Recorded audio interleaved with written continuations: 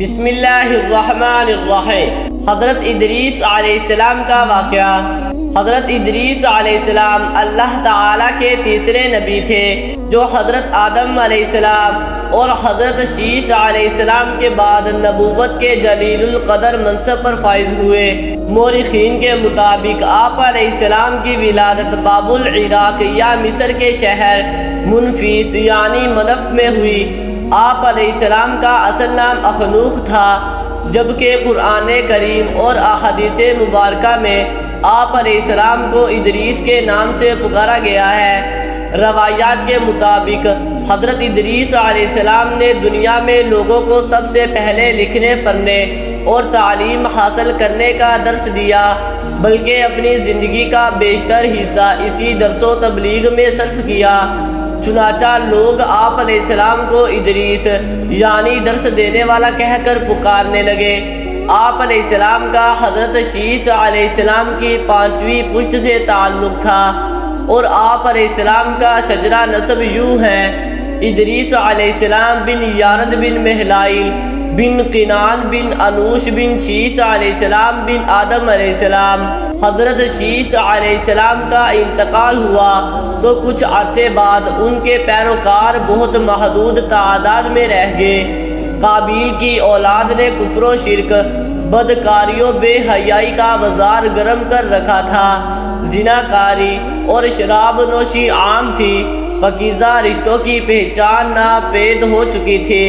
بتوں کی پوجا اور آگ کی پرستش ہو رہی تھی۔ گویا دنیا پر شیطان اور اس کے حواریوں کا راج تھا۔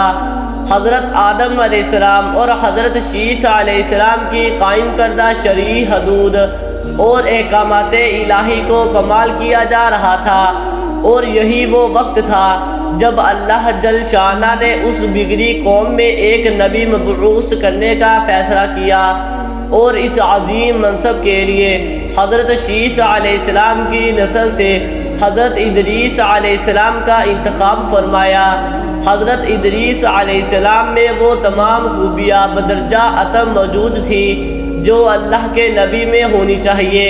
آپ علیہ السلام حضرت آدم علیہ السلام کے دین کے پیروکار، نہایت عبادت گزار، متقی پرہیزگار اور انتہائی سچے انسان تھے۔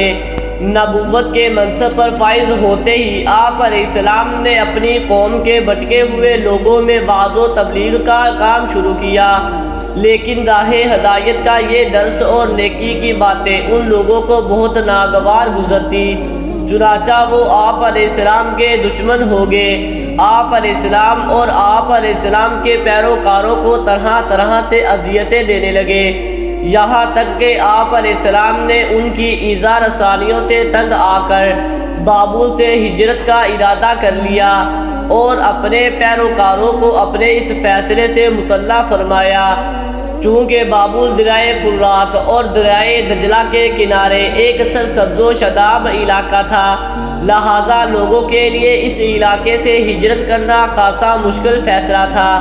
لیکن پھر حضرت ادریس علیہ السلام کے سمجھانے پر وہ لوگ آپ علیہ السلام کے ساتھ ہجرت پر تیار ہو گئے۔ حضرت ادریس علیہ السلام اور ان کے پیروکاروں نے بابل سے مصر کا رخ کیا اور دریائے نیل کے کنارے آباد ہو گئے، جو بابل سے بھی زیادہ سرسبز و شاداب علاقہ تھا۔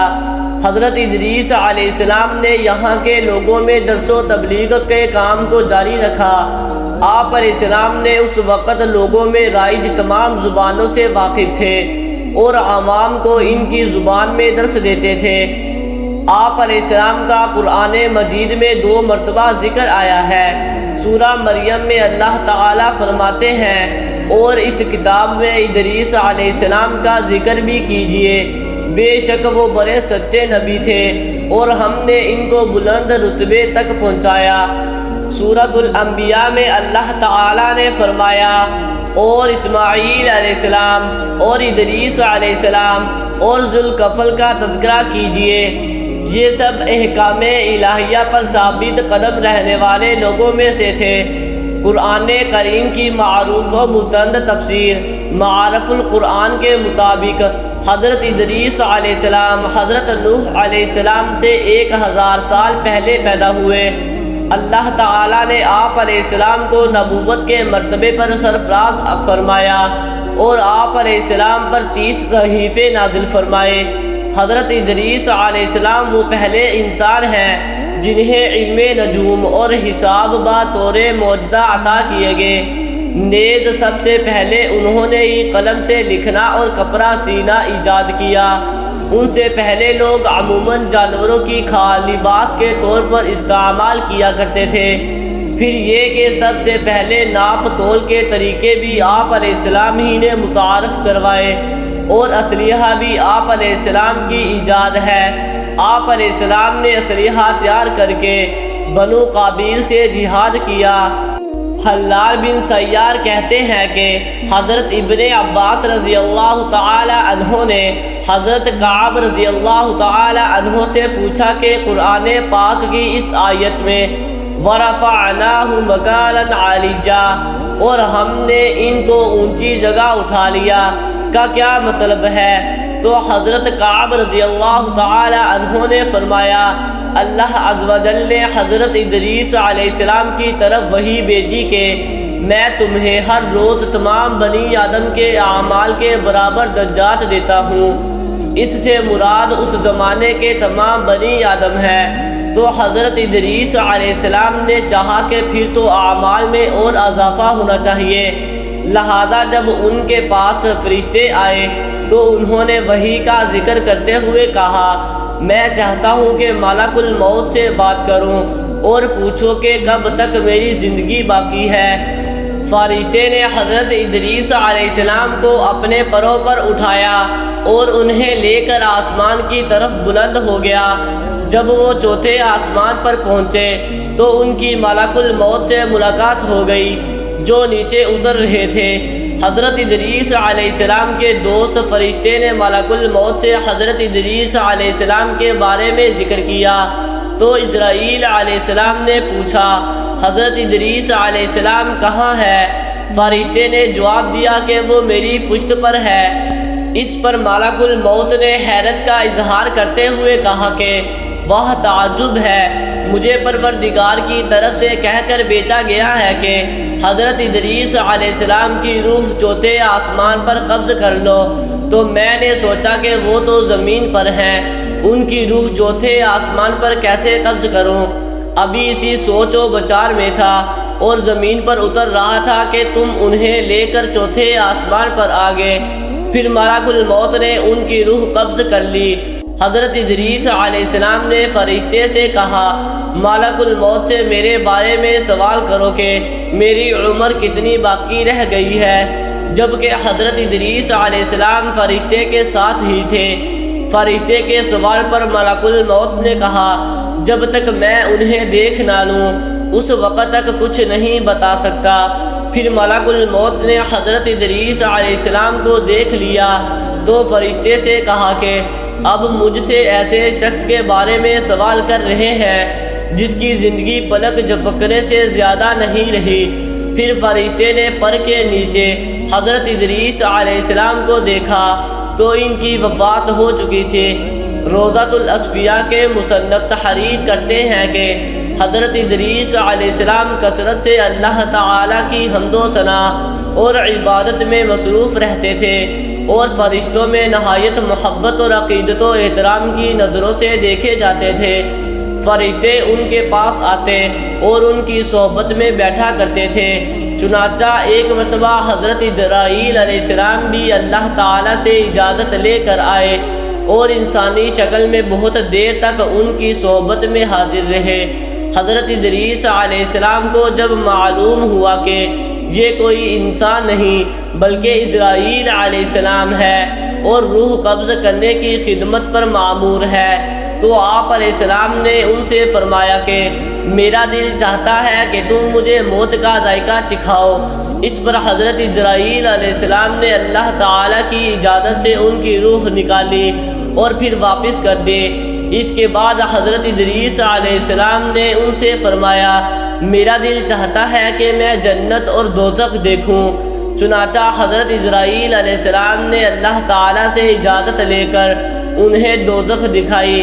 اور وہ دوزخ دیکھ کر جنت میں آئے اور بہت دیر تک وہاں کے مناظر دیکھتے رہے۔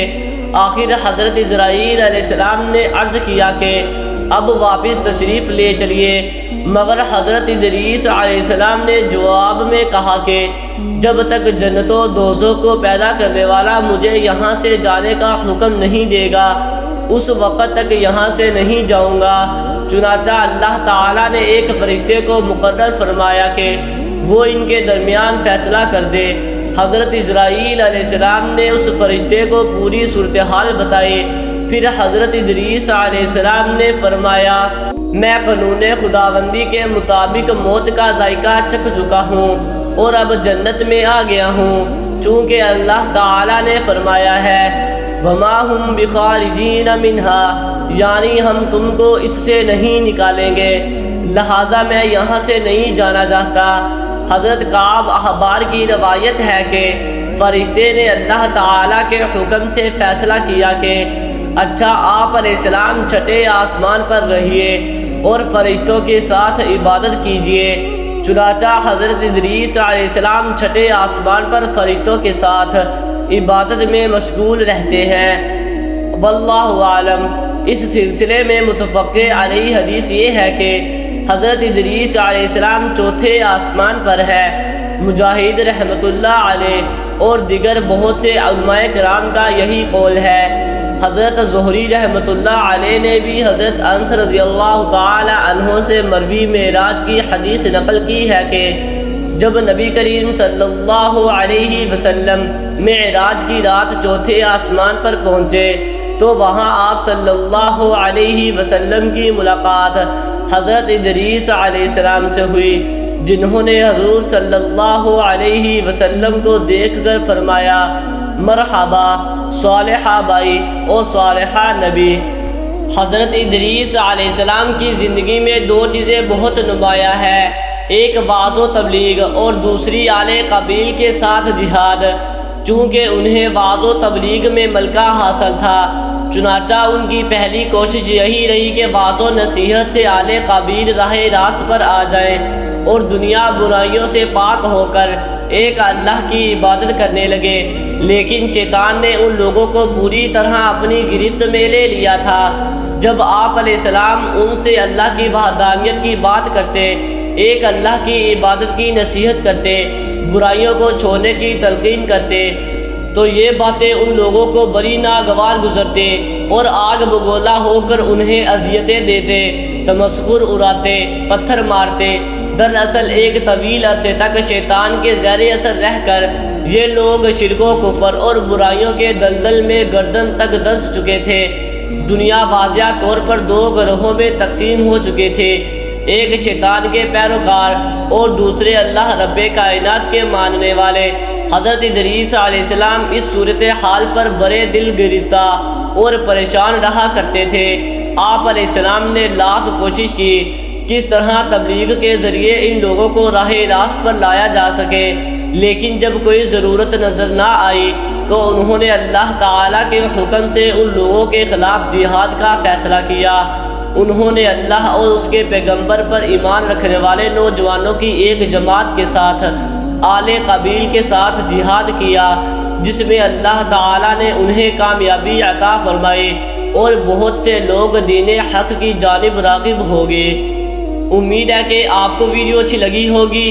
ویڈیو اچھی لگی ہے تو ویڈیو کو لائک ضرور کر دیں اور چینل کو بھی سبسکرائب کر دیں تاکہ اس طرح کے انفارمیٹیو ویڈیوز آپ کے پاس بر وقت پہنچتی رہیں۔ شکریہ۔